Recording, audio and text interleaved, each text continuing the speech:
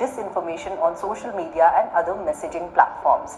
In the report titled Anti-Hindu Disinformation, a case study of Hindu phobia on social media, it has been found that there has been a significant rise in Hindu-phobic tropes, such as the portrayal of Hindus as fundamentally heretical, evil, dirty, tyrannical, genocidal, irredeemable, or disloyal.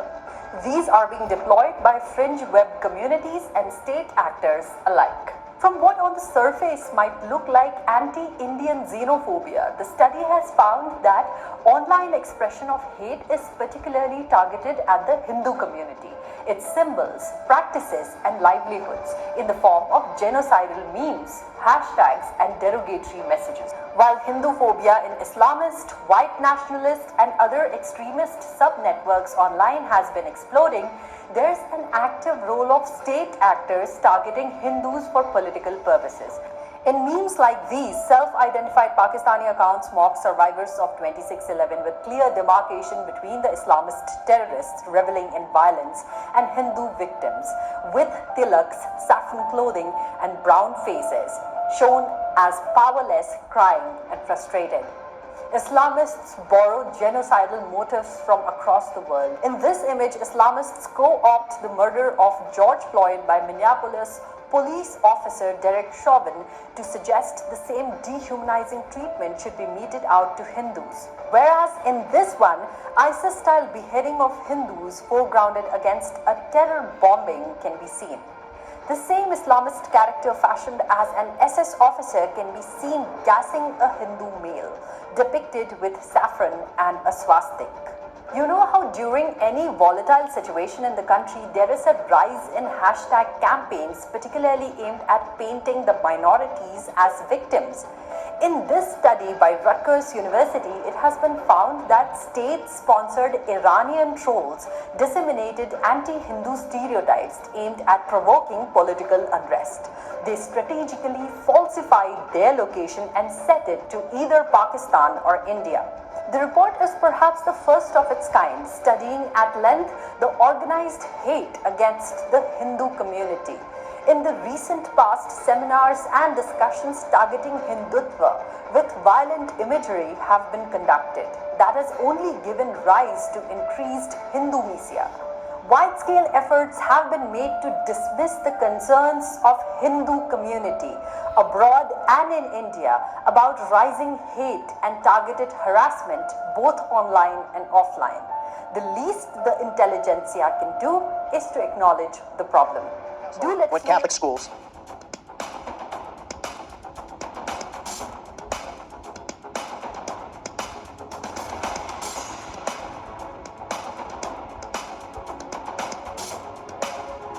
What are we doing? Even entertaining the fact you're going to have some dude put his hand on something other than the Bible? You're going to let him put all of his strange gods up in the White House and we're just supposed to blink because he understands policies?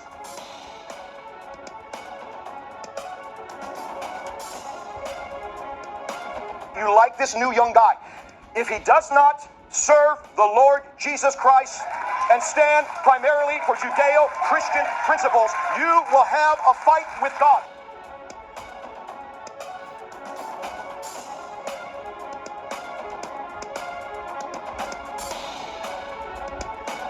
Why our country has been blessed. Whether the presidents have followed Jesus, no, they've been held to a standard. You're not bringing your idols into our country.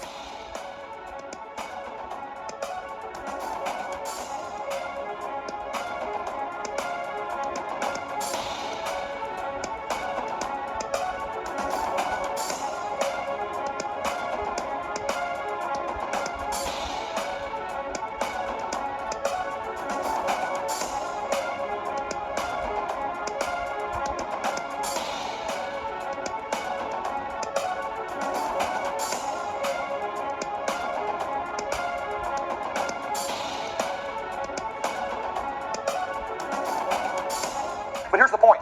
I'm not calling someone out for their religion. What I'm saying is we will have a fight with God. We'll have a fight with God on our hands. And if you believe in the God of our Bible, Old Testament and New Testament, so America be smarter than that, because it won't matter what the prophets prophesy if we now take on a fight with God over his jealousy. Dangerous. And no, they would not make a great vice president.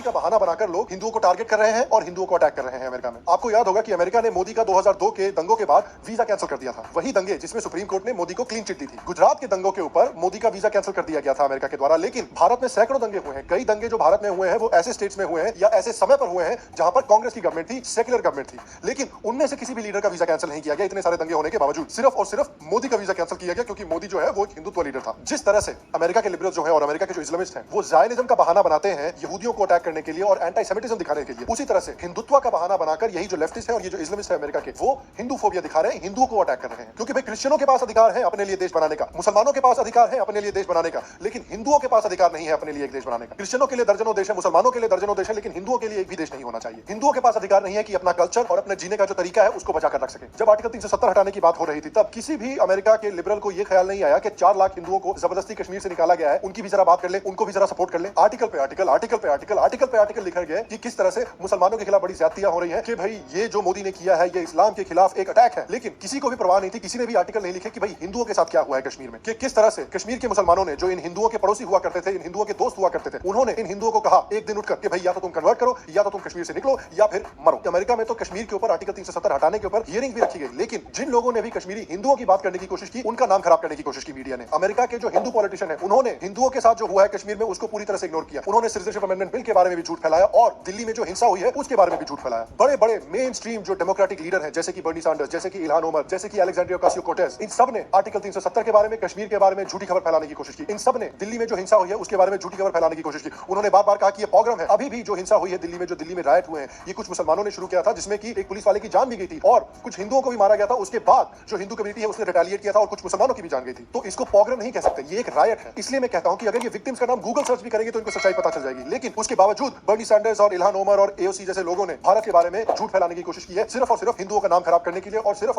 मुसलमानों का support पाने के लिए। और जब एक पहली main stream Hindu politician America में उठी जो कि हिंदू होने पर शर्मिंदा नहीं है, जो कि हिंदू होने पर बहुत गर्व महसूस करती है, तुलसी गैबर्ट। और तुलसी गैबर्ट एक हिंदू है, माइनॉरिटी है, वुमेन ऑफ कलर है, हवाईयन है। तो एक ऐसी औरत जब निकल कर आई जिसको हमेशा लिबरल कहते हैं कि इस तरह की औरतों को तो हमें सपोर्ट करना चाहिए, इस तरह की माइनॉरिटीज को तो हमें हमेशा सपोर्ट करना चाहिए, उसके साथ लिबरल्स ने क्या किया? उसको जरा सा भी सपोर्ट नहीं मिला लिबरल्स से। उसको लिबरल्स ने बार-बार अटैक किया है, उसका नाम खराब करने की कोशिश की गई है, उसको फैशिस्ट बोला गया है, उसको तो इस तरह से सेक्सिस्ट अटैक किए गए हैं उसके ऊपर कि उसको आरएसएस की प्रिंसेस बोला जाता है, सिर्फ इसलिए क्योंकि वो हिंदू है और दूसरी बात क्योंकि उसकी मोदी से एक अच्छी रिलेशनशिप है। आपको पता है मोदी के साथ और किसकी अच्छी रिलेशनशिप थी? ओबामा की। ओबामा ने टाइम मैगजीन में मोदी के लिए एक टेस्टिमोनियल भी लिखा था। भैया ओबामा के ऊपर तो इस तरह से किसी ने अटैक नहीं किया। तुलसी गैबर्ट के ऊपर आर्टिकल लिखे गए कि किस तरह से आरएसएस उसकी फंडिंग करती है, क्योंकि कुछ हिंदू अमेरिकन ने उसकी फंडिंग की है और क्योंकि इनके हिंदू नाम है इसका मतलब कि ये आरएसएस से जुड़े हुए हैं। आप जरा सोचिए यार, है तुलसी गैबर्ट ने करीब $13 मिलियन कमाए हैं इस इलेक्शन साइकिल में, उसने रेस किए हैं अपने इलेक्शन के लिए। उसमें से सिर्फ $1 लाख जो है, जो करीब 1% है टोटल जो उसने पैसे इकट्ठा किए हैं उसका, ये $1 लाख उसको हिंदू अमेरिकन ने दिए हैं। तो इस वजह से लोग उसको फैशिस्ट बोल रहे हैं। हमारे पास ये प्रूफ भी नहीं है कि ये हिंदू अमेरिकन जो है ये आरएसएस से जुड़े हुए हैं या आरएसएस ने इनको पैसे दिए हैं। आप जरा सोचिए इस तरह का प्रोपेगेंडा अगर किसी और लीडर के साथ किया जाता तो क्या हालत होती। अगर किसी मुसलमान ने बर्नी सैंडर्स को वोट दिया हो और लोग कहते हैं कि बर्नी सैंडर्स को टेररिस्ट ऑर्गेनाइजेशन से वोट मिल रहे हैं या हमास से वोट मिल रहे हैं या हिजबुल्लाह से वोट मिल रहे हैं सिर्फ और सिर्फ इसलिए क्योंकि कुछ मुसलमानों ने बर्नी सैंडर्स को वोट दिया है। आप सोचिए क्या कोई भी लिबरल कभी ऐसा बोलेगा? लेकिन क्योंकि ये लोग हिंदू हैं और क्योंकि तुलसी गैबर्ट हिंदू है तो उसका नाम खराब करना बिल्कुल ठीक है, कोई तकलीफ नहीं उसमें। इस तरह का एक भद्दा घटिया आइडिया जो तुलसी गैबर्ट को अटैक कर रहा था, जो तुलसी गैबर्ट का नाम खराब करने की कोशिश कर रहा था, एक बड़े डेमोक्रेटिक पॉलिटिशियन ने खुद शेयर भी किया था जो कि खुद एक हिंदू है, सिर्फ और सिर्फ तुलसी गैबर्ट का नाम खराब करने के लिए। इस बंदे का नाम है रोक खन्ना। ये अपनी आत्मा बेचने को तैयार है सिर्फ और सिर्फ डेमोक्रेटिक पार्टी में थोड़ी ऊंची लीडरशिप पाने के लिए। अरे भाई लिबरल्स, कहां गई आपकी फीमेल सॉलिडारिटी? कहां गई आपका औरतों को सपोर्ट करना? इसी तरह से जो बाइडेन के कैंपेन में एक हिंदू है उसके खिलाफ भी जो इस्लामिस्ट है और जो लिबरल्स है एक कैंपेन चला रहे हैं कि जो बाइडेन इसको उसकी नौकरी से निकाले, बस इसलिए क्योंकि ये जो बंदा है वो मोदी को सपोर्ट करता है, मोदी को पसंद करता है। तो मोदी को सपोर्ट करना, मोदी को पसंद करना इतना बड़ा गुनाह हो गया कि एक आदमी को नौकरी से निकाल देना चाहिए। इस बंदे का नाम अमित जानी है और अमित जानी के खिलाफ एक change.com पिटीशन भी निकाला है इस्लामिस्टों ने कि इसको नौकरी से निकाला जाए। अमित जानी को लोग कू क्लक्स क्लैन से कंपेयर कर रहे हैं। Council of American Islamic relations जो है कैर, वो भी बहुत आवाज उठा रहा है कि अमित जानी को नौकरी से निकालना चाहिए, अमित जानी को जो बाइडेन को कभी नौकरी देनी भी नहीं चाहिए थी। कमाल की बात तो ये है कि council of American Islamic relations जो है कैर, वो नफरत के ऊपर आवाज उठा रहे हैं क्योंकि केयर के जो मेंबर्स हैं खुद वो कहते हैं कि इजराइल को एग्जिस्ट करने का कोई अधिकार नहीं है, इजराइल की हस्ती मिटा देनी चाहिए। केयर के मेंबर हैं जो हमास को सपोर्ट करते हैं, हमास जो एक टेररिस्ट ऑर्गेनाइजेशन है जो इजरायली बच्चों को और औरतों को मारने की कोशिश करता है। तो ये लोग खुद इजराइल का नामो निशान मिटाने की बात करते हैं, ये लोग खुद टेररिस्ट ऑर्गेनाइजेशंस को सपोर्ट करते हैं और उसके बाद ये लोग नफरत के खिलाफ आवाज उठा रहे हैं। अबे किसको चुप बना रहे हो यार? तो केयर जैसे ऑर्गेनाइजेशंस जो कि टेररिस्ट ऑर्गेनाइजेशन को सपोर्ट करते हैं उनसे लिबरल जो है कोई सवाल नहीं पूछते, लेकिन मोदी को फैशिस्ट बोल सकते हैं, तुलसी गैबर्ट को फैशिस्ट बोल सकते हैं, हिंदुओं को फैशिस्ट बोल सकते हैं, कोई तकलीफ नहीं है। और अब हिंदू फोबिया तो इतना बढ़ गया है कि एक बंदे की नौकरी जा सकती है सिर्फ और सिर्फ इसलिए क्योंकि वो मोदी को सपोर्ट करता है।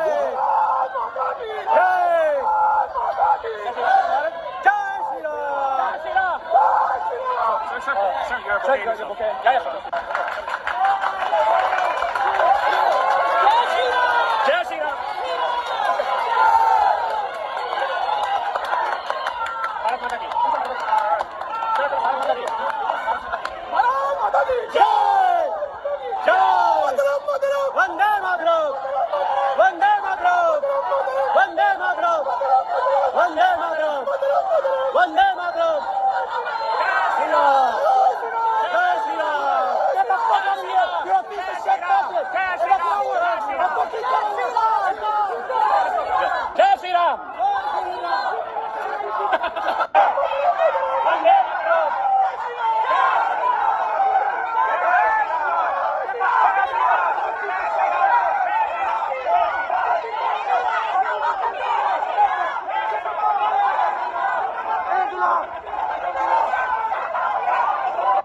senior Supreme Court advocate and author J. Sai Deepak on 3rd March delivered a talk at an event titled Bharatam at UC Berkeley in California, organized by the Hindu Yuva Group. As Sai Deepak addressed the myriad of issues concerning the Hindu civilization, the usual anti-India and anti-Hindu elements in UC Berkeley, along with Khalistani, staged loud protest outside the venue in the varsity premises. According to press release issued by the organizers, more than 200 students from UC Berkeley attended the event.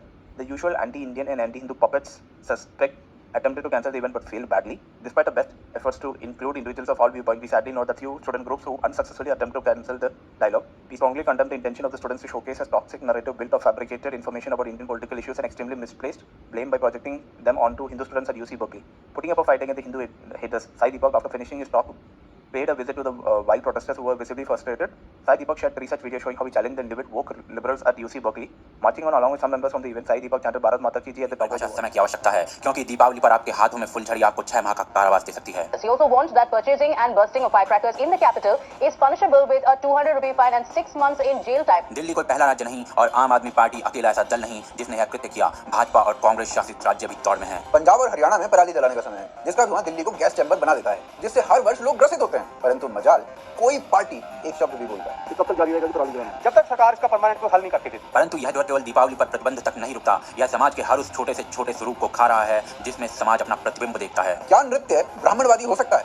Bharat में है। क्या भोजन असहिष्णु हो सकता है? भारत में है। जो हो रहा है वह दानवीय है। कदाचित लोगों को प्रतिक्रिया समझ में नहीं आ रही है। And isn't it appalling that modern educated women do Karwa Chauth? Holi, Deepawali, Shivratri से लेकर नवरात्रि तक कोई त्योहार इस अनाम दैत्य के विषतंतों से नहीं बचा। कौन है ये दैत्य? क्या कोई चेहरा है इसका या आपकी संस्कृति को निगलने वाला राक्षस अदृश्य है? आज इस दैत्य के दांत गिने जाएंगे। द रेड फाइल्स के इस विनाशक प्रकरण में हमारा समर्पण आपकी सोसाइटी के फैब्रिक को कंप्लीटली डिस्ट्रॉय कर सकता है। 2017 के अंदर सुप्रीम कोर्ट एक रूलिंग पास करता है कि LGBTQ कम्युनिटी के पास भी वो सारे राइट्स होने चाहिए जो कि एक आम नागरिक के पास होते हैं, यानी लिव इन रिलेशनशिप वगैरह में भी ये लोग अब रह सकते हैं। 2023 में सेम सेक्स मैरिज की बात हो रही है। अब ऑब्वियसली लॉजिकल दिमाग तो यही कहता है कि हर किसी के पास इक्वल तरीके से जीने के अधिकार होने चाहिए, पर इक्वल तरीके से जीने का अधिकार का मतलब ये नहीं होता कि आप जैसे मर्जी वैसे जिए और जो मर्जी चाहे वो करें। 2017 के बाद जितनी भी प्राइड मार्च होती है उसके अंदर हिंदूज को स्पेसिफिकली टारगेट करके गाली दी जाती है। संभवामी युगे युगे, rainbow over saffron, smash Brahmanical patriarchy. हर बार ये लोग एक ऑप्रेसिव फोर्स के रूप में ब्राह्मण्स को ही रिप्रेजेंट करते हैं कि इन्होंने ही पूरी सोसाइटी को दबा रखा है। हाँ, तो वो ब्राह्मण थे जो शायद आप पे 1000 साल से रूल कर रहे थे। 800 साल मुगल्स और 200-250 साल ब्रिटिशर्स ने तो आप पे राज करा ही नहीं। अगर ब्राह्मण से इतने ही ज्यादा शक्तिशाली थे, इतने ही ज्यादा पेट्रियार्कल थे, तो उन्होंने मुगल रूल को अपोज क्यों नहीं करा, उसको हटा क्यों नहीं दिया? क्यों बहुत ज्यादा ब्राह्मण्स ने कन्वर्जन करी? कोई शौक में अपने मन से तो करी नहीं होगी, पर नहीं, हर बार स्केपगोट के रूप में लात किसको मारी जाती है? ब्राह्मण्स को। और अगर आपको ये लग रहा है कि ये सिर्फ हिंदुइज्म को टारगेट करते हैं, तो ऐसा बिल्कुल नहीं है। वेस्ट में ये लोग सेम इसी तरीके से क्रिश्चियनिटी को टारगेट करते हैं, फिर इस्लाम को टारगेट करते हैं। जिस भी कंट्री में जो भी मेजर फोर्स होगी ये लोग उसको टारगेट करते हैं। अब ये करते क्यों है? कि आपको लगता है कि ये सब लोग अपने आप एक जगह इकट्ठा हो जाते हैं, कोई पॉलिटिकल एजेंडा नहीं होता पीछे। एक्सट्रीम लेफ्ट विंग आइडियोलॉजी हमेशा LGBTQ कम्युनिटी को सपोर्ट करती है। अब ये जो आइडियोलॉजी है इसका बस इतना कहना होता है कि जो भी चीज सेंटर में है, जो भी चीज पावर में है, उसको अपोज कर दो। अमेरिका और वेस्ट में ये लोग अपोज करते हैं व्हाइट मेल्स को, और इंडिया में अपोज करते हैं ब्राह्मण्स और राजपूत को, और ऐसा दिखाते हैं कि ये लोग बड़े ऑप्रेसिव फोर्स हैं। भाई इब्राहिमिक रिलीजन में क्लियरली होमोसेक्सुअलिटी के खिलाफ बोला हुआ है, लेकिन ये लोग वो टारगेट नहीं करेंगे, ये लोग टारगेट करते हैं हिंदूज को। अब अगर आप ऐसे इंसान हैं जो ये सोच रहे हैं कि ठीक है मैं तो ब्राह्मण नहीं हूं, ना ही मैं हिंदू, तो मुझे इससे क्या प्रॉब्लम? तो प्रॉब्लम आपको भी आएगी। देखिए, जब आप एक चीज को हाँ बोलते हैं कि हाँ ये वाली चीज को अलाउ करते हो, तो लोग ये एक्सपेक्ट करते हैं कि आप दूसरी चीज को भी हाँ बोलोगे ही बोलोगे। मैं कहना क्या चाहता हूँ समझाता हूँ। आपने होमोसेक्सुअलिटी को अलाउ करा था, वो भी किस लिए? क्योंकि हर इंसान को अपनी तरीके से जीने का अधिकार होना चाहिए। लेकिन किस चीज को अलाउ नहीं करा था? वल्गैरिटी को। फिर जब आपने LGBTQ को हर चीज के लिए हाँ कर दिया, तो आपसे ये भी अज्यूम कर लिया गया कि अब लड़की जो भी कपड़े पहन के ऑनलाइन जिस भी तरीके से अपने आप को प्रेजेंट करे, आप उससे भी कंफर्टेबल होने चाहिए। अब इस चीज के अंदर वैसे तो कोई प्रॉब्लम नजर नहीं आती, क्योंकि जिस इंसान को जो भी कपड़े पहन के ऑनलाइन जाना है वो उसकी मर्जी है। बट जब अगर आप अपनी बॉडी को एज एन एसेट यूज कर रहे हैं, उसके थ्रू अपने फॉलोअर्स बढ़ा रहे हैं और उसके थ्रू आपको ब्रांडिंग्स और स्पॉन्सरशिप मिलती है, तो आप अपनी बॉडी को एज एन ऑब्जेक्ट यूज कर रहे हैं। उसके बाद ये सो कॉल्ड फीमेल इन्फ्लुएंसर्स आएंगे और आपको ये बताएंगे do not treat women as an object, जबकि खुद अपने आप को ये ऑब्जेक्ट की तरह ही दिखा रही हैं और उसके थ्रू ही ये पैसे कमा रही हैं। फीमेल्स को, खासकर इन फीमेल इन्फ्लुएंसर्स को, अपने आप को ऐसा लिबरल प्रेजेंट करने का बड़ा अच्छा इंसेंटिव मिलता है, क्योंकि इनको उस चीज के पैसे मिल रहे हैं। लेकिन आपको क्या मिल रहा है? एक लड़की आज की डेट में भी अपने बॉयफ्रेंड को या अपने हस्बैंड को अपने से ऊपर स्टेटस का ही चाहती है, लेकिन as a male you can not say कि आई वांट अ गर्लफ्रेंड और a wife who is dignified. मतलब आप डिग्निटी के ऊपर एक लड़की को पसंद नहीं कर सकते, क्योंकि आपको फिर मिसोजिनिस्ट बोल दिया जाएगा कि कैसे आप जज कर सकते हो एक लड़की को उसके कपड़े के ऊपर। और डेफिनेटली मेरा खुद का ही मानना है कि एक लड़की को उसके कपड़े के ऊपर कभी जज नहीं करना चाहिए। लेकिन जब आप उस कपड़ों के थ्रू पैसे कमा रहे हो और अपनी बॉडी को सेल कर रहे हो ऑनलाइन, तो क्या आपको जज नहीं करना चाहिए? और भारत की जुडिशरी इस काम में सपोर्ट कर रही है। The very notion of a man and the notion of a woman is not an absolute. कैसे इस वोकिज्म का सारा ठीकरा भारत के हिंदुओं पर फूटेगा? Because the Indian government can only control the Hindu marriage. एक आदमी के 1000 जेंडर वाली ये डिबेट आपके बच्चों के स्कूल में पहुंच रही है। Hi, I'm Angel and I'm gender fluid. कैसे इस बीमारी ने पश्चिम को रौंदा? कैसे भारत की महिलाएं इससे खतरे में हैं? आपके बच्चों के अंग भी इससे सुरक्षित नहीं है। विज्ञान क्या कहता है इस पर, और भारत क्या झेलने वाला है आने वाले समय में? जानने के लिए चैनल को सब्सक्राइब करें, वीडियो अंत तक देखें, देखते रहिए आज का। तो बेसिकली इनके हिसाब से ये बहुत कॉम्प्लेक्स कॉन्सेप्ट है और ये कॉन्सेप्ट कहता है कि यदि एक लड़की अपने आप को लड़का आइडेंटिफाई करती है तो लोगों को उसे लड़का मान लेना चाहिए, चाहे वो लड़की जैसी क्यों ना दिख रही हो। यदि एक लड़का अपने आप को लड़की जैसा आइडेंटिफाई करता हो तो वो लड़की। पर असल में ना ये इतना कॉम्प्लिकेटेड है नहीं। देखिए, What is a woman? What is a female? It's complicated, and I know you're not going to like that answer. You said you're an EMT. You're responding to a health emergency. Biological male, somebody with a penis, is having a medical emergency. And they say to you, I think I'm having a miscarriage. Would you check them to see if they're having a miscarriage? Would you consider that a possibility for them? No. पर इस complication के कारण कितनी problems बिना बात erupt हो रही हैं। 2022 में मिगेल मार्टिनेज नाम का एक युवक जो अपने आप को युवती मानता था, तो इसीलिए बाकी के लोग भी उसे युवती मानते थे, तो वो युवक युवतियों के रेस्ट रूम में जाता है और ऐसा ना वो अक्सर किया करता था, पर उस दिन वो रेस्ट रूम में एक युवती का शारीरिक शोषण कर देता है। उसके बाद उसे 70 वर्षों की सजा भी होती है। इसी बवासीर के नाम पर नीदरलैंड में स्कूली बच्चों के समक्ष कई आयु वर्ग के लोगों को नग्न खड़ा कर दिया गया। ऐसा करना लिबरलिज्म की निशानी है और इसका विरोध अगर आपने किया तो आप दकियानुसी। यूके में एक महिला का करने के उपरांत उस पर केस चला। रेप ने अपने आप को महिला के जैसा आइडेंटिफाई किया तो महिला के रेप के अभियुक्त को महिलाओं की ही जेल में डाल दिया गया। This is the woman who just literally lost a job for allowing a male rapist into a female prison. BBC स्कूली बच्चों को जा जाकर सिखा रहा है सैकड़ों जेंडर होते हैं, उनमें से कोई भी चुन लो। The BBC has done teaching videos for 11 and 12-year-olds where they say there are 100 genders. One of them was astrogender. अब कल को एक मेल एथलीट जो मेल प्रतिस्पर्धा में एवरेज है वो अपने आप को विमेन आइडेंटिफाई करना शुरू कर दे और महिलाओं की स्पर्धा में जाकर खेलना लगे और सारी मैच जीते। भाई साहब ऐसे ना एग्जांपल्स भरे पड़े हैं, जैसे कि ये साइक्लिस्ट ये वर्ल्ड चैंपियनशिप जीत चुके हैं। लिया थॉमस ये एक स्विमर हैं, इन्होंने महिलाओं के जैसा आइडेंटिफाई किया और उसके बाद महिलाओं की प्रतिस्पर्धा में स्विमिंग करने लगी। अब इन्होंने बहुत सारी चैंपियनशिप्स जीत ली। क्या हम भारत में भी ऐसा ही कुछ देखना चाहते हैं? इस कॉन्सेप्ट को भारत में धीरे धीरे ना घुसाया भी जा रहा है। अभी कुछ समय पहले एक वेब सीरीज आई थी जिसका नाम था गर्ल्स हॉस्टल सीजन 3। उसका एक कैरेक्टर गर्ल्स हॉस्टल में आता है, वो अपीयरेंस में बिल्कुल लड़की जैसा दिखता है और वो बहुत कॉम्प्लेक्स होता है क्योंकि वो स्वयं को कभी लड़का तो कभी लड़की आइडेंटिफाई करता है। हो सकता है मेरी बात आपको ढंग से समझ में नहीं आ रही हो, पर आप ये वीडियो देखिए, इससे समझ में आ जाएगा मैं क्या कहना चाह रहा हूँ। Hi, I'm Angel, and I'm gender fluid. Sometimes I feel like a boy, sometimes like a girl, sometimes like both, and sometimes like neither. तो ये कॉन्सेप्ट लोगों को एक वेब सीरीज के माध्यम से परोसा गया। उधर से मुंबई के छोटे छोटे बच्चों को स्कूल में ये कॉन्सेप्ट पढ़ाने के लिए अभीश मैथ्यू जैसे लोग आगे बढ़ गए और अब तो भाई सीधा चीफ जस्टिस ऑफ इंडिया ने इस कॉन्सेप्ट को प्रश्न दे दिया।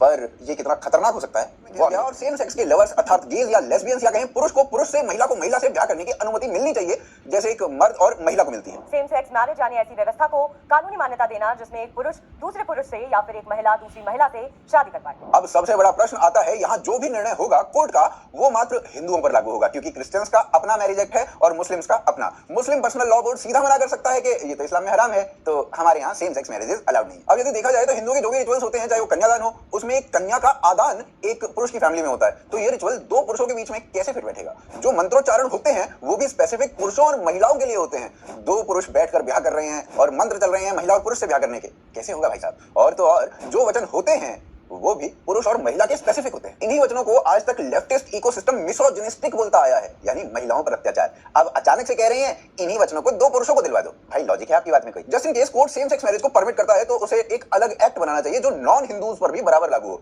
जिसमें ब्याह करने की विधि अलग से हो। इसे मात्र हिंदुओं पर नहीं थोपना चाहिए, बिल्कुल भी नहीं। तो ये तो था केस, पर जज साहब को इस केस से इतर कुछ अलग ही बोलना था। तो जज साहब ने कह दिया जेंडर तो मस्तिष्क में होता है, मैन वुमेन कोई एब्सोल्यूट टर्म थोड़ी है। अब ये जो जज साहब ने बोला ये कितना डेंजरस हो सकता है इस देश के लिए वो हम आगे देखेंगे। एक समाज के जीवन से त्योहार निकाल दीजिए, नृत्य संगीत कला निकाल दीजिए, भाषा भूषा भजन भोजन भेषज ये निकाल दीजिए और कल्पना कीजिए उस समाज के स्वरूप की। आपके मस्तिष्क में जो चित्र बना उसे आपके राष्ट्र के माथे पर उकेरे जाने का प्रयास हो रहा है। पहले उस प्रयास को देखते हैं। इस वर्ष दिल्ली में दीपावली पर यदि आपके और आपके बच्चों के हाथ में फुलझड़ी आई तो आपको कारागृह में डाला जा सकता है। नव वर्ष यानी 1 जनवरी आते ही आप रात को पटाखे चला सकते हैं। ये दिल्ली सरकार का आदेश है, कारण प्रदूषण है, परंतु नव वर्ष पर पटाखे ऑक्सीजन छोड़ते हैं कदाचित। प्रतिबंध संपूर्ण राष्ट्र में लगे, प्रयास ये था, परंतु सर्वोच्च न्यायालय ने संज्ञान नहीं लिया। कौन है लोग जो ऐसा कर रहे हैं आगे देखेंगे, परंतु क्या यह प्रयास पहली बार है? जी नहीं, हर वर्ष हो रहा है, परंतु स्थिति यहाँ तक कैसे पहुंची? 2010 के बताया था वो सेक्स था, जो आपके दिमाग में है वो जेंडर है। Gender pronouns. I don't identify exclusively with being a man or woman. I use they and them as my pronouns. अब प्रश्न ये है कि क्या एक 4 साल का बच्चा जो ढंग से अपने आप सुसु नहीं कर पाता,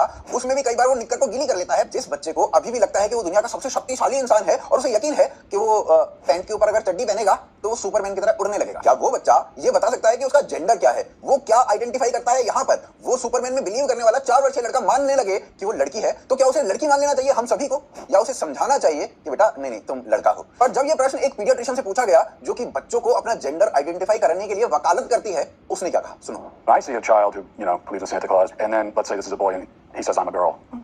This is someone who can't distinguish between fantasy and reality, so how could you take that as a reality? I would say that as a pediatrician and as a parent, I would say how wonderful my 4-year-old and their imagination is. ये उत्तर सुनकर आपका भी मन अपने बाल नोचने का कर रहा होगा। और वेस्ट में छोटे छोटे बच्चे अपने आप को कुछ का कुछ आइडेंटिफाई करने लगे हैं और इनके जैसे पीडियाट्रिशियंस उन्हें बढ़ावा दे रहे हैं। When this happens at a young age, when you start trying to convince kids that they don't know what gender they are, or they're born in the wrong body at 2, 3, 4, 5, 6, 7, 8, 9, 10 years old, that's child abuse. और इसी प्रकार की workshops जो Abish Matthew स्कूलों में चला रहे हैं, वो भारत के बच्चों को भी इसी दलदल में धकेल रहे हैं। और इस सब का प्रभाव ये बढ़ रहा है कि यंग लोगों में एक एक्सपोनेंशियल ग्रोथ देखी गई है जो ट्रांसजेंडर हैं। पहले कम हुआ करते थे, अब बढ़ गए हैं और बढ़ते ही जा रहे हैं। Well, if that's the case, and there have always been these sort of like millions of trans people, and if it's also true that if we don't affirm them, that would cause them to commit suicide, then we should be able to look back in history and find just this unbroken, incredible epidemic of children mysteriously killing themselves because they weren't being affirmed as trans. And what you find is that that didn't exist. I mean, the youth suicide rate has increased exponentially alongside trans affirmation. लेकिन अभी यहाँ gender affirmation treatment के बारे में बात हुई, तो भाई वो क्या कलेश है? तो जी ये वो चीज है जिससे सबसे अधिक डरना चाहिए। And you end up with scandals like the Tavistock Clinic here in London in the UK, where they were basically mutilating children, young kids, teenagers. Gender affirmation के कई ट्रीटमेंट में से एक ट्रीटमेंट होता है प्यूबर्टी ब्लॉकर्स। नाम से बहुत कुछ क्लियर हो रहा होगा। प्यूबर्टी ब्लॉकर बच्चों को दिया जाता है। एक बच्ची जो अपने आप को लड़का आइडेंटिफाई करने लगी है अपने दिमाग में, जो अब 8-9 साल की हो गई है और अब उसको पीरियड्स आने वाले हैं, तो उसको प्यूबर्टी ब्लॉकर दे दिया जाता है जिससे उसको पीरियड नहीं आएंगे। मतलब जो चीज एक लड़की में 50 वर्ष की आयु में होने वाली थी, इन्होंने ड्रग देकर 8-9 साल की उम्र में करा दी। If you give them to a girl who's already started her periods, you're going to put her into an immediate sort of violent menopause.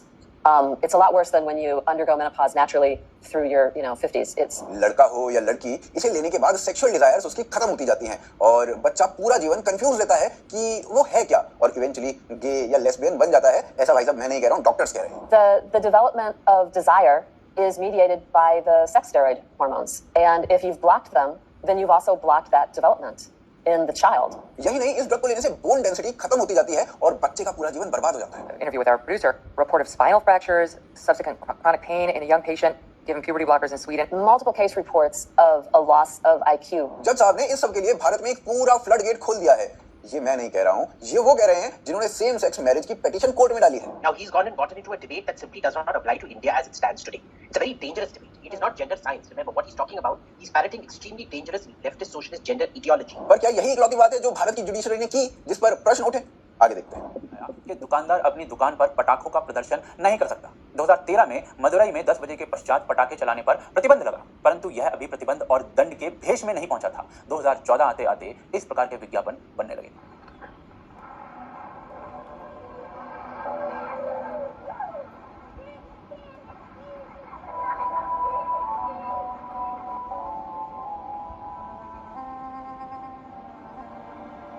संदेश स्पष्ट था, पटाखे मत चलाइए, बाल श्रम समाप्त करने के लिए। 2015 में 3 बच्चे जिनकी आयु 4 वर्ष से कम थी पटाखों पर प्रतिबंध लगवाने हेतु सर्वोच्च न्यायालय पहुंच गए। बालकों की आड़ में कौन गया होगा अनुमान लगाकर देखिएगा, परंतु न्यायालय ने आदेश दिया कि पटाखों पर प्रतिबंध हिंदुओं की आस्था के विरुद्ध है। 2016 में यही बालक फिर न्यायालय पहुंचते हैं PIL लेकर, इनकी बात मानी जाती है और पटाखे दिल्ली में प्रतिबंधित होते हैं। 2017 में फिर PIL गई, फिर प्रतिबंध लगा और भाजपा के नेता प्रसन्न होते दिखे। 2020 तक आते आते देश के 8 राज्यों में या तो पूर्ण रूप से प्रतिबंध लग गया या फिर सीमित प्रतिबंध, और 2022 में स्थिति प्रतिबंध से आगे दिल्ली में 6 माह के कारावास और कोलकाता में 3 वर्ष के कारावास तक पहुंच चुकी है। 10 वर्षों में हमने क्या प्राप्त किया है? 2012 में दुकानों पर प्रदर्शन हटवाने से 2022 में 3 वर्ष के कारावास तक हमारी गति प्रकाश की गति को मात दे रही है। क्या दीपावली पर पटाखे प्रदूषण करते हैं? निसंदेह करते हैं।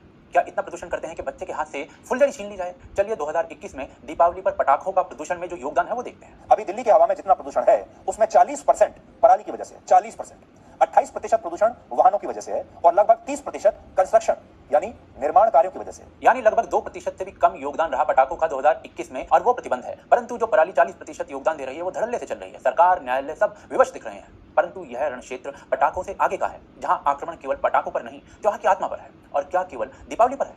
जी नहीं, दीपावली पर घर की स्वच्छता, BBC के अनुसार महिलाओं पर अत्याचार है। मिठाई खाना भी आपको ग्लानि में भर सकता है। होली खेलने वाले बच्चे क्या आतंकवादी हैं? क्विंट के अनुसार तो हैं, परंतु यदि आपके पूरे त्योहार को ही आतंकी त्योहार कह दिया जाए तो भी आप क्या ही करेंगे? क्योंकि इन सब बातों से आगे बढ़कर होली को महिलाओं पर यौन हिंसा का त्योहार प्रमाणित करने का प्रयास किया जा चुका है, और यदि इससे आत्मा तृप्त ना हो तो होली दलित विरोधी त्योहार है जिस पर होलिका नाम की बहुजन महिला को जलाया जाता है, और यह प्रोपेगेंडा समय के साथ काम करने लगता है। कर्नाटका में इस वर्ष दलित सेना नाम की पार्टी ने कहा कि यदि रावण का पुतला फूंका तो हम राम का पुतला फूकेंगे। इस बात से अनभिज्ञ कि रावण जो था वो स्वयं एक ब्राह्मण माना जाता है, क्योंकि दक्षिण में इन प्रपंचों को कई सालों तक रचा गया है द्रविड़ आर्य राजनीति के नाम पर। भगवान जगन्नाथ की रथ यात्रा पर रथ बनाने के लिए कटने वाले कुछ पेड़ अवश्य रेखांकित किए जाते हैं, परंतु केवल USA में 1.5 करोड़ और पूरे विश्व में लगभग 15 करोड़ से अधिक पेड़ जो क्रिसमस पर काटे जाते हैं, मानव सभ्यता का उस पर कोई ध्यान नहीं है। इस सोच के अनुसार रक्षाबंधन पितृसत्ता का एक घृणित रूप है और यदि उससे बात ना बने तो रक्षाबंधन भारत को मुगलों ने दिया। और दुर्गा पूजा का स्वरूप पता है क्या है? वो संसद में कुछ इन शब्दों में गूंजा था। Madam Speaker, this very pamphlet on the 10th of February highlights what the communist leaders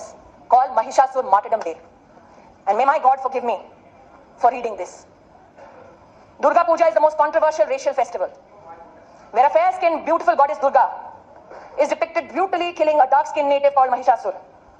Mahishasur, a brave, self-respecting leader, tricked into marriage by Aryans. They hired a sex worker called Durga. करवा चौथ, शिवरात्रि, जलीकट्टू, नवरात्रि, रामनवमी, कोई हिंदू त्योहार इस प्रहार से नहीं बचा है। और इसका प्रभाव आप दीपावली पर हुए पिछले 10 वर्षों में जो बदलाव है उसे नाप कर देखिए। किस किस माध्यम से होता है प्रहार, वो आगे देखते हैं। एक दुष्प्रचार जिसकी मंशा एक समाज का विनाश और एक राष्ट्र का अपयश प्रतीत हो, किसी एक माध्यम पर निर्भर नहीं रह सकता। किसी काल्पनिक विषजीव की भांति इसके भी 100 सर होते हैं। हिंदी चलचित्र से प्रारंभ करते हैं, जहां दीपावली, होली और करवा चौथ जैसे त्योहार उत्सव नहीं मनहूसियत लाते हैं।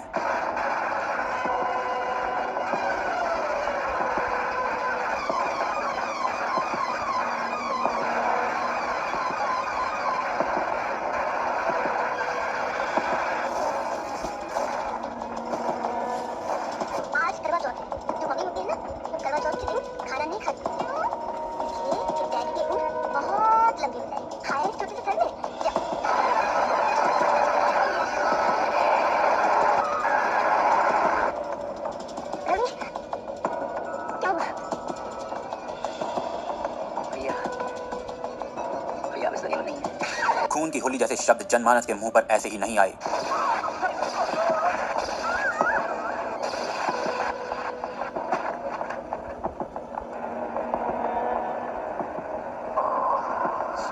केवल फिल्मी संवाद नहीं, फिल्मी कलाकार भी इसमें आपका मस्तिष्क हिला सकते हैं। प्रियंका चोपड़ा जो दैनिक जीवन में सिगरेट पीती दिखती हैं, उन्हें दीपावली आते ही ना अस्थमा हो जाता है। Reduce the use of firecrackers so that you all, asthmatics like me and all the animals out there, everyone can enjoy the festival. यह व्याधि बालकों के पाठ्यक्रम तक को दूषित करती है। एनसीईआरटी की कक्षा 2 की पुस्तक आपको बताएगी कि कैसे दीपावली प्रदूषण फैलाती है, परंतु उसी पुस्तक में क्रिसमस पर कट रहे पेड़ और ईद पर व्यर्थ हो रहा पानी कहीं मेंशन नहीं किया जाता। यह विषय वटाबाउटरी का नहीं, तार्किक होने का है। पाठ्यक्रम निर्धारित करने वाले इतिहासज्ञ रक्षाबंधन जैसे त्योहार आप तक पहुंचाने का श्रेय मुगलों को दे रहे हैं। आज मनाई जा रही दीपावली का श्रेय भी मुगलों को दिया जा रहा है। जश्न चिराग, आतिशबाजी। आपको यह बताने वाला कोई नहीं कि औरंगजेब ने दीपावली पर आतिशबाजी पर प्रतिबंध लगाया था, परंतु दीपावली को जश्न रिवाज बनाने वाले विज्ञापन अवश्य दिखेंगे। कर देना चाहिए, जो कि पेरियार ने कहा वो कर देना चाहिए। इस बयान पर बात कोर्ट में गई। वकील ने जज को बताया कि ब्राह्मणों को समाप्त करने की बात की जा रही है। जज साहब का नाम था जोसेफ, और ये सब सुनकर जोसेफ जी को हंसी आ गई। वकील साहब ने पूछा, ये कोई हंसने की बात तो है नहीं जज साहब? तो जोसेफ जज बोला, पेरियार ने भी तो यही कहा था।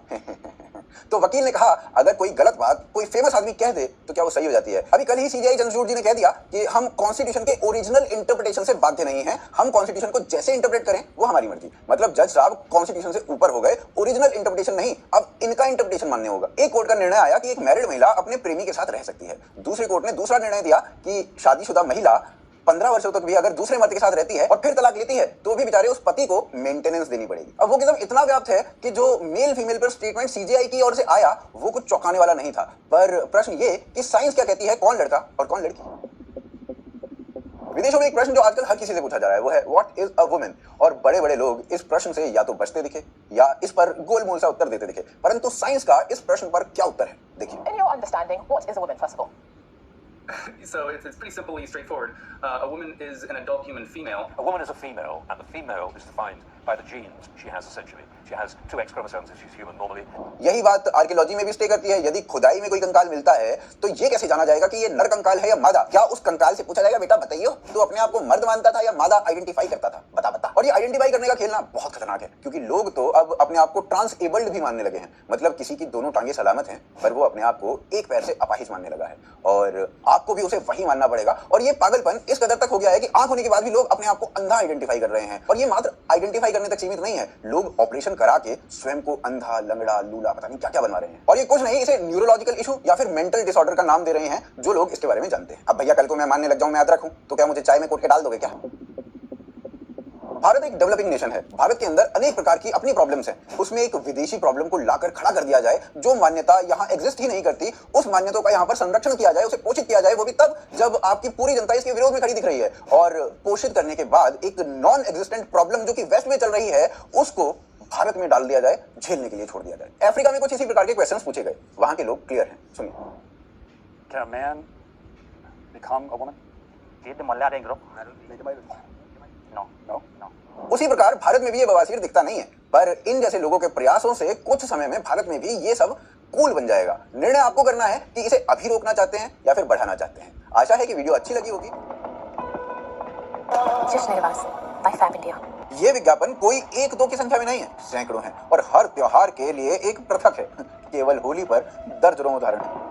पानी की नहीं, रंगों की करो बरसात। हमें स्कूल में सिखाते हैं कि पानी बचाओ और उसे वेस्ट मत करो। और ऐसा होली पर आप लोग तुम्हारे पानी भर भर कितना पानी वेस्ट करते हैं। रंगों के बहाने करीब आना, बिना पूछे इधर उधर हाथ लगाना और हम मना करें तो उनका कहना बुरा न मानो, होली है। व्याधि का मूल्यांकन आपकी सीमाओं से परे है, क्योंकि होली हिंदुत्व के विरुद्ध है जैसे इवेंट्स का आयोजन आज होने लगा है। ये सबसे बड़ा कलंक है। इसमें हम महिलाओं के साथ सबसे ज्यादा बदतमीजी होती है। ये कलंकित त्योहार है। लेकिन जिंदा औरत को जलाया गया था, इसमें होलिका को जिंदा जलाया गया था, इसलिए हम इस होली का बहिष्कार करते हैं और इस होली का बहिष्कार करते हैं। कदाचित देशी विदेशी समाचार पत्रों का इसमें बड़ा योगदान है। गार्डियन का उदाहरण देते हैं। कुंभ मेला इनके अनुसार हिंदू एकता बढ़ा रहा है, जो मोदी के लिए अच्छा है। दीपावली और दशहरा गार्डियन के लिए सवर्णों की छुट्टी का दिन है, जब उन्होंने लोअर कास्ट का संहार किया। केरल के मंदिरों में हाथियों के उत्सव पर प्रतिबंध की बात हो या दीपावली पर आरंभ कोई एनजीओ ही करती है। यह एक वृहद इकोसिस्टम है जिसमें एनजीओ, मीडिया, न्यायविद, प्रशासन, इतिहासकार, बुद्धिजीवी, लेखक सबका समावेश है। सबका अपना कार्य है और यह चल रहा है। दीपावली पर पिछले 10 वर्षों में झूठे पदचिन्ह आपको इसकी तीव्रता दिखाते हैं, परंतु क्या यह तीव्रता केवल त्योहारों तक सीमित है, वो आगे देखते हैं।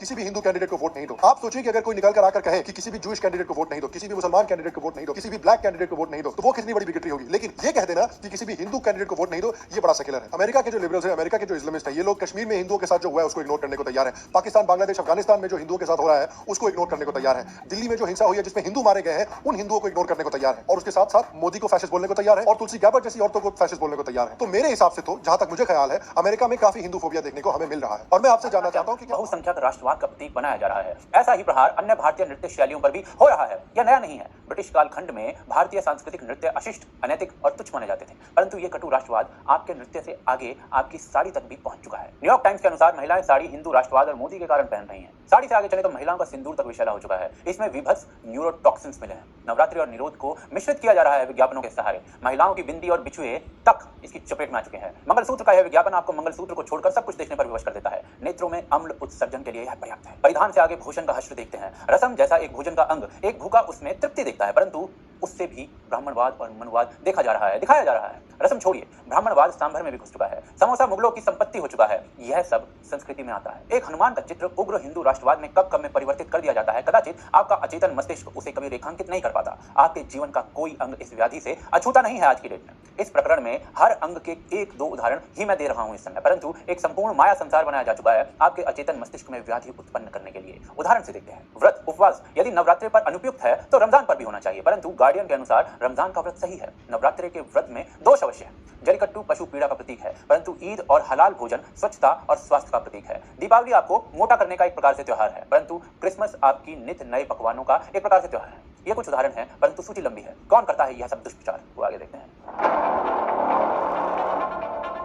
क्या एक भीड़ का कोई चेहरा होता है? जी नहीं, भीड़ का कोई चिन्ह, कोई पहचान नहीं होती। तो फिर एक इकोसिस्टम का चेहरा, चिन्ह और पहचान कैसे हो सकती है? ये तो एक तंत्र है और इसका अंश वो मानव है जो आपके हमारे मध्य ही रहते हैं, हमारी ही भाषा बोलते हैं, वही भोजन करते हैं, उसी वृक्ष का हिस्सा है, परंतु उसके हाथ में आरी भी है। तो इस सबको एक उदाहरण से समझते हैं। Wild life rescue and rehabilitation centre, जिसने 2015 में दक्षिणी भारत के मंदिरों में हाथी के पूजा उपासना में प्रयोग पर प्रश्न उठाया और सर्वोच्च न्यायालय चला गया, जिसके बाद न्यायालय ने इन राज्यों को उत्तर देने के लिए भी कहा। जब इस संस्था का FCRA रिकॉर्ड देखा गया तो पता चला कि भाई 2008 में कैथोलिक रिलीफ सर्विस से पैसा आया था। एक मंदिर में त्योहार में बदलाव के लिए व्यग्र संस्था को कैथोलिक पैसा।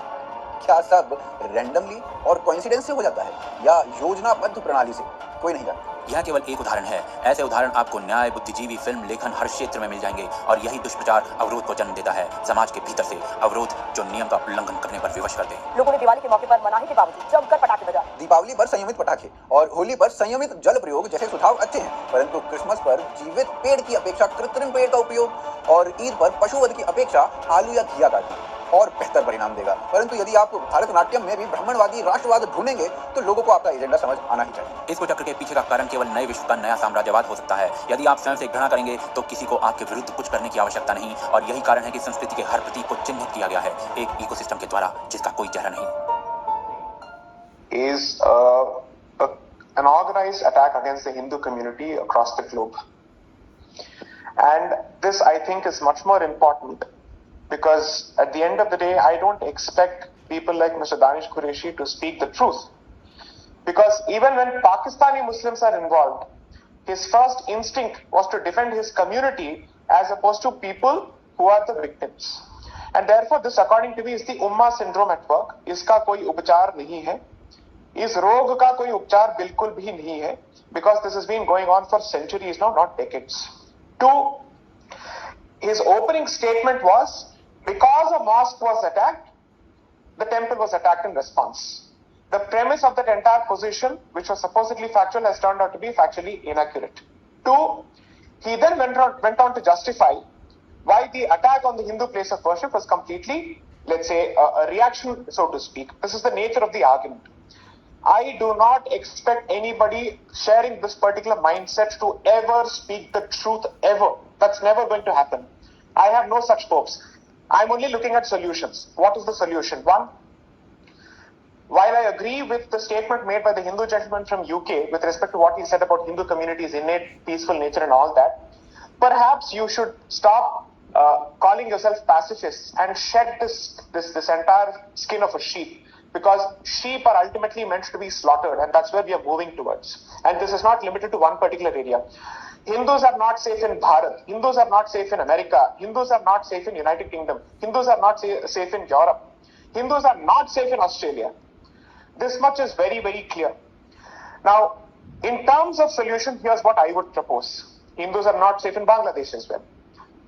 The Indian state, which has deemed it necessary to come out with the CAA because it believes that Bharat happens to be the homeland, the natural homeland of Hindus, and that seems to be the position, must take the lead here and must assert itself to protect those people who belong to communities that are native to Bharat.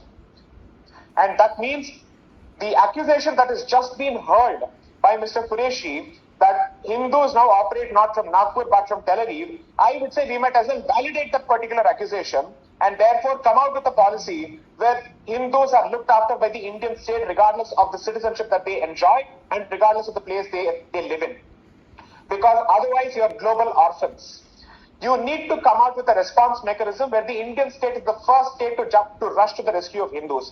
If that does not happen, you don't have the wherewithal, at least on the street, to respond to these hoodlums.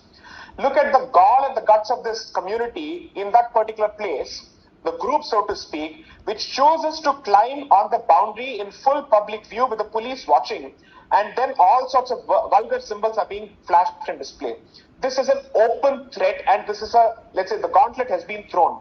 If you do not respond in some way, then you will face the very same situation that the Jews of Europe faced before the Second World War. That process has already started. This particular mindset has a problem with two communities, the Yahud and the Hunud, meaning the Jew and the Hindu. Anti-Semitic attacks over the last decade have risen both in America as well as in Europe. And that has gone hand in hand with changing demography. Now, what is the changed demography and what is the altered demography? I will leave it for your viewers to understand and infer. The Indian state has a responsibility now. The state which is currently accused of being the Hindutva fascist state, so to speak, might as well make its detractors sound right, and it might as well prove its detractors right, because you've tried desperately to prove them wrong. You're not getting any brownie points at the end of the day. You're not winning their sympathies at the end of the day. You might as well protect the people who you're accused of protecting. जो भी BJP को support करता है, जो भी RSS को support करता है, या जिसने भी बीजेपी को वोट दिया है, वो भी फैशिस्ट है। लेकिन ये जो हिंदू फोबिया मोदी के आने के बाद बढ़ इसलिए गया है क्योंकि एक चीज हमने देखी है जब से मोदी जीत कर आए हैं, और वो है कि जो हिंदू कम्युनिटी है, जो इंडिक धार्मिक कम्युनिटी है, उसकी खोई हुई आवाज उसको वापस मिल गई है। लेकिन इसका इफेक्ट ये हो रहा है कि सिर्फ इंडिया में ही नहीं, इंडिया के बाहर भी, जहां पर भी ये हिंदू कम्युनिटी, धार्मिक कम्युनिटी अपनी आवाज उठाने को तैयार है, वहां पर उनकी आवाज को बंद करने की कोशिश की जा रही है। और ये हिंदू फोबिया अब हम अमेरिका में भी देख रहे हैं, क्योंकि भाई लिबरल्स को आप अमेरिका में देखिए तो लिबरल्स क्या कहते हैं कि भाई हमें माइनॉरिटीज को सपोर्ट करना चाहिए, जो भी अमेरिका की माइनॉरिटीज है उनकी हमें मदद करनी चाहिए, उनको हमें सपोर्ट करना करना चाहिए, लेकिन एक ऐसी माइनॉरिटी कम्युनिटी है जिसको सपोर्ट करने की कोई जरूरत नहीं है, और वो है हिंदूज या ऐसे जैन, सिख और बुद्धिस्ट जो कि हिंदुओं से नफरत नहीं करते। उनको सपोर्ट करने की, उनको डिफेंड करने की कोई भी जरूरत नहीं है। इसके बावजूद जबकि हिंदू जो है वो अमेरिका के सबसे वेल एजुकेटेड ग्रुप्स में से एक है और सबसे अच्छा कमाने वाले, सबसे बढ़िया नौकरियां करने वाले, सबसे ज्यादा पैसे कमाने वाले एथनिक ग्रुप्स में से एक है अमेरिका में। ज्यादातर हिंदू जो है जब भी अमेरिका आते हैं तो मेहनत करते हैं, पैसे कमाते हैं, और जिसको अमेरिकन ड्रीम बोलते हैं कि कोई भी कहीं से भी आकर अगर मेहनत करने को तैयार हो तो कुछ भी कर सकता है अपनी जिंदगी के साथ, इसको अमेरिकन ड्रीम बोलते हैं। तो जितने भी हिंदू हैं, जितने भी इंडियन हैं जो ये अमेरिका आते हैं, वो अमेरिकन ड्रीम को पाने की कोशिश करते हैं पूरी तरह से। लेकिन उसके बावजूद जब से हिंदू अमेरिका आए हैं तब से उन पर अटैक किए जा रहे हैं। 80 और 90 के दशक में हिंदुओं पर अटैक किया जाता था डॉट बस्टर्स नाम के एक रेसिस्ट ग्रुप के द्वारा, जिन ग्रुप्स के द्वारा कई हिंदुओं को बहुत ही बेरहमी से पीटा गया था और कुछ हिंदुओं की तो जान भी चली गई थी। सितंबर 11 के जो टेररिस्ट अटैक हुए थे उसके बाद भी कई अमेरिकन ने कई हिंदुओं को टारगेट किया था, जबकि हिंदुओं का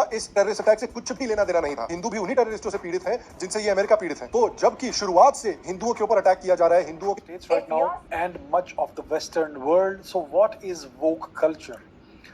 Woke culture is something that has emerged in the vacuum left behind after the fall of Christianity.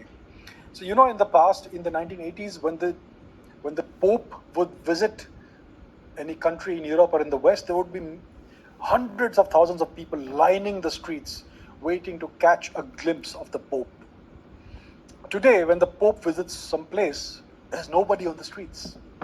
So that gives you an indication of the decline of Christianity and the way people are rejecting Christianity in the West, because now people are becoming aware of the true history of Christianity, that it has played a very major political role. In Europe, it has been the real center of power, and it has, well, you can read up the history of the popes to understand the real role of Christianity.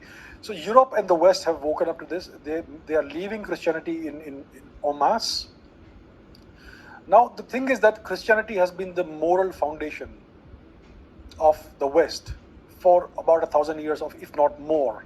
So every person needs a moral foundation in their life.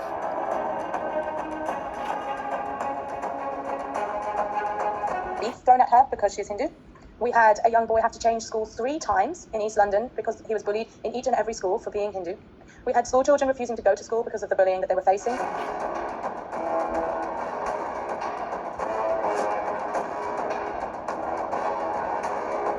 Jesus and children being told by Muslim peers that if they did not convert to Islam, the bullying would persist.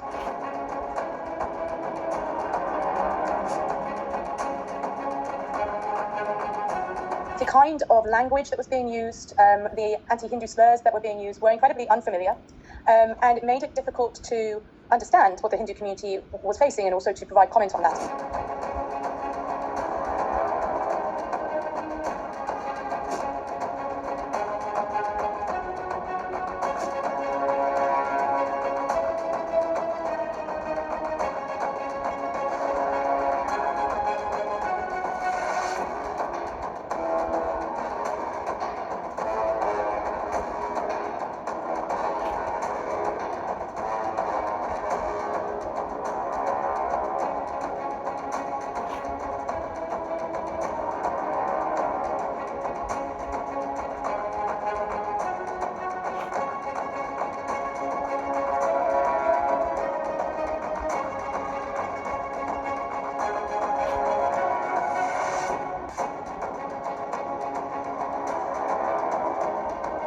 Anti-Hindu hate proof. We are not saying it. The Henry Jackson Society, and you refer to it, is a think tank that works to expose extremist ideology, and this is the latest from the Henry Jackson Society. They have compiled this survey, and in doing so, they also went to these schools and spoke to the parents of Hindu students, and as many as 51% of the parents said that their child was at the receiving end of Hindu phobia, anti-Hindu hate. Let's understand some examples. So this report is not compiled on basis of some isolated incidents.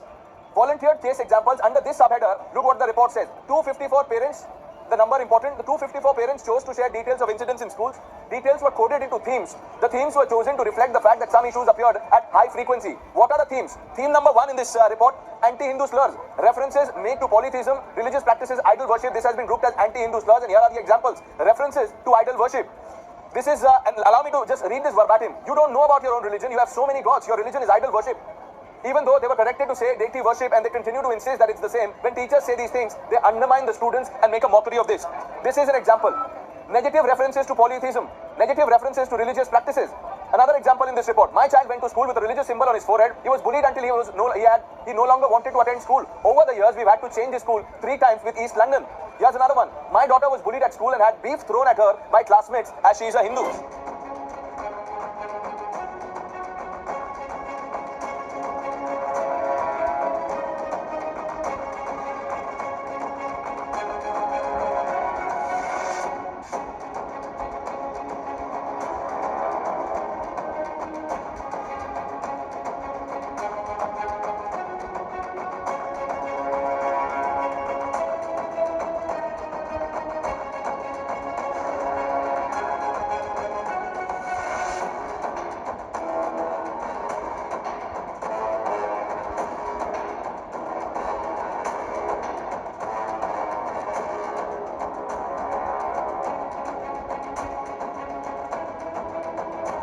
Western concept है। All of this wokeness originates here in the United States of America, and then we export it to you in the UK. इस concept का भारत में कोई स्थान नहीं है।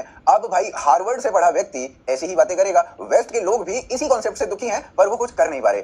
Waste में आज सबसे कठिन क्वेश्चन पता है क्या है? It's a simple question that now terrifies politicians the world over, and it's this: what is a woman?